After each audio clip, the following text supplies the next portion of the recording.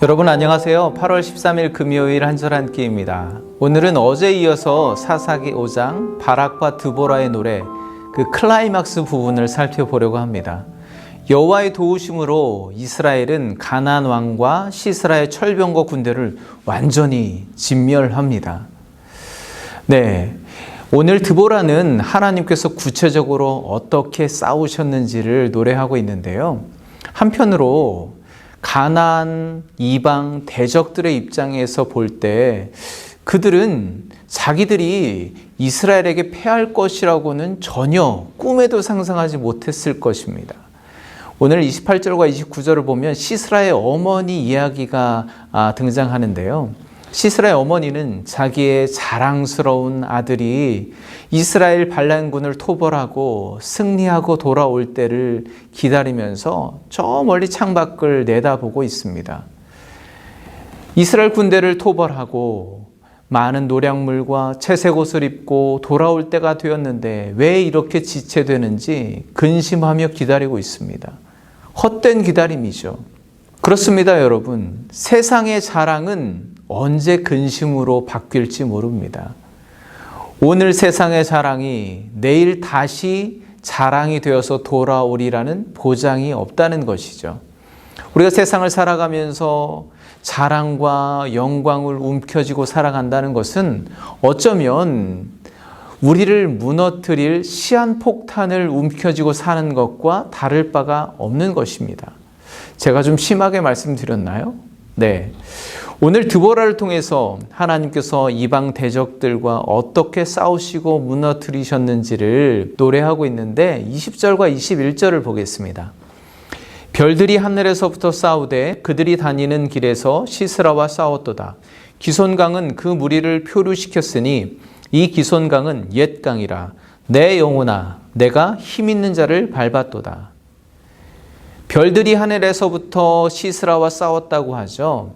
이 말은 하늘의 주관자 되시는 하나님께서 천둥, 번개, 폭풍과 같은 기상의 변화를 통해서 이스라엘 군대와 싸우신 것을 시적으로 표현한 것입니다.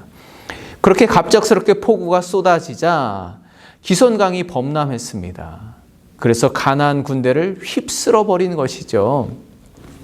그렇게 온 사방이 진흙탕 구덩이가 되어버리니까 철병거가 무용지물이 되어버린 것이죠. 그래서 결국 시스라는 그것을 버리고 자기 발로 도망치는 것입니다. 그렇게 하나님은 누구도 대적할 수 없었던 세상의 권세요 자랑이던 것들을 근심과 절망으로 바꾸어 버리십니다. 그리고 그 순간이 이스라엘에게는 절망에서 소망으로 변화되는 순간인 거죠. 저는 오늘 한 절 말씀으로 23절을 정해봤습니다. 여호와의 사자의 말씀에 메로스를 저주하라. 너희가 거듭거듭 그 주민들을 저주할 것은 그들이 와서 여호와를 돕지 아니하며 여호와를 도와 용사를 치지 아니함이니라 하시도다. 메로스를 저주하라. 드보라는 여호와의 사자로부터 들은 말씀을 선언합니다. 너희가 거듭거듭 그 주민들을 저주하라고 할 정도로 하나님은 메로스에 대해 아주 강력한 저주를 선포하십니다. 왜냐하면 메로스가 전쟁에 참여하지 않았기 때문이죠. 그런데 여러분, 전쟁에 참여하지 않은 지파는 여럿입니다. 메로스뿐만 아니죠.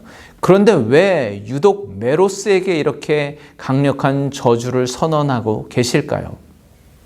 사실 메로스는 성경에 여기 딱 한 군데만 등장하기 때문에 어느 지역을 지칭하는지 구체적으로 알 수는 없습니다.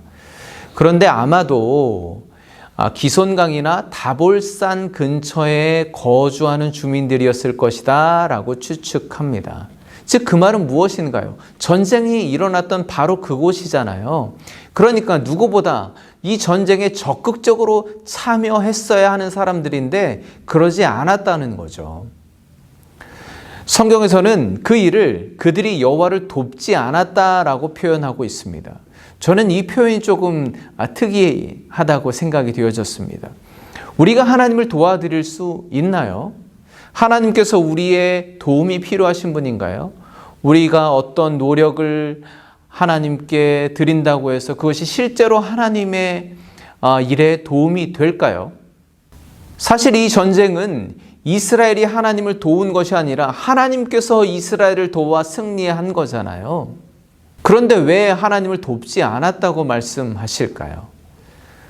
하나님은 우리의 도움이 필요해서 우리를 택해서 부르셨을까요? 예수님이 12명의 제자를 불러 따라오라고 말씀하시는데 예수님이 하나님의 나라 사역을 하는데 제자들의 도움이 필요해서 그러셨을까요? 오히려 그들은 방해만 될 뿐이었습니다. 결국은 모두가 주님을 배신하고 도망쳤잖아요. 아무런 도움이 되지 않았습니다. 그런데 왜 예수님은 그런 자들을 불러서 제자로 삼으셨을까요? 그저 와서 보라는 것입니다. 그저 예수님을 따르며 예수님께서 어떤 일을 행하시는지 그것을 보고 경험하고 그대로 행하며 살라는 것입니다. 마태복음에 예수님께서 양과 염소 심판의 비유를 말씀하시면서 여기 내 형제 중에 지극히 작은 자 하나에게 한 것이 곧 나에게 한 것이다 라고 말씀하시죠. 즉 지극히 작은 자 한 사람을 예수님 자신과 동일시 여기신 것입니다. 오늘 이 말씀도 마찬가지입니다. 하나님을 돕는다는 것은 실제로 하나님께서 우리의 도움이 필요하다는 말씀이 아니라 힘을 보태달라는 말씀이 아니라 이 전쟁은 이스라엘의 전쟁이기에 앞서서 그들의 하나님이신 여호와의 전쟁이라는 거예요. 이것은 나의 전쟁이다. 그러니까 이스라엘을 돕지 않은 것이 곧 나를 돕지 않은 것이다 라는 말씀이에요. 그런데 메로스 지역 주민들은 그 전쟁에 참여하지 않았습니다. 이스라엘을 돕지 않았어요. 이쪽도 저쪽도 아닌 중도적인 입장을 취하면서 그저 지켜보기만 했습니다. 왜 그랬을까요?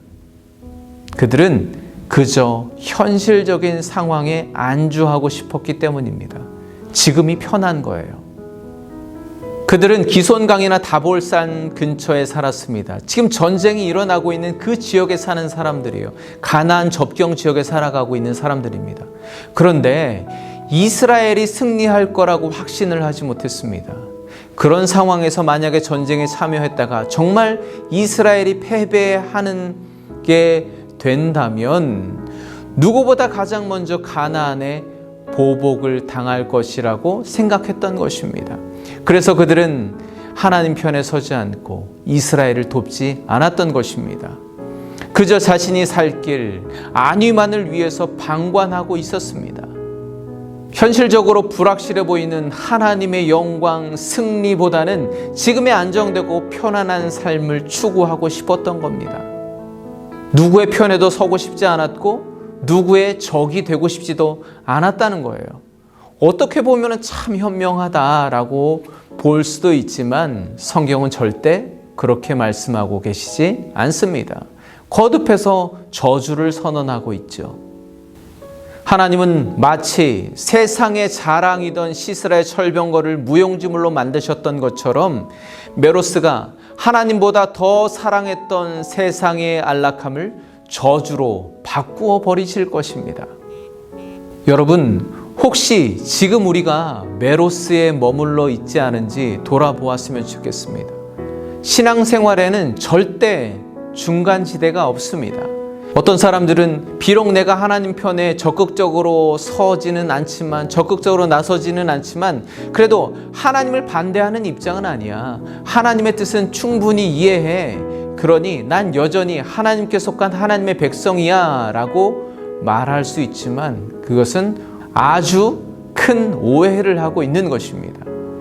오늘도 계속되는 이 영적 전쟁터에서 하나님의 편에 서지 않는다는 것은 곧 하나님과 대적이 된다는 것입니다.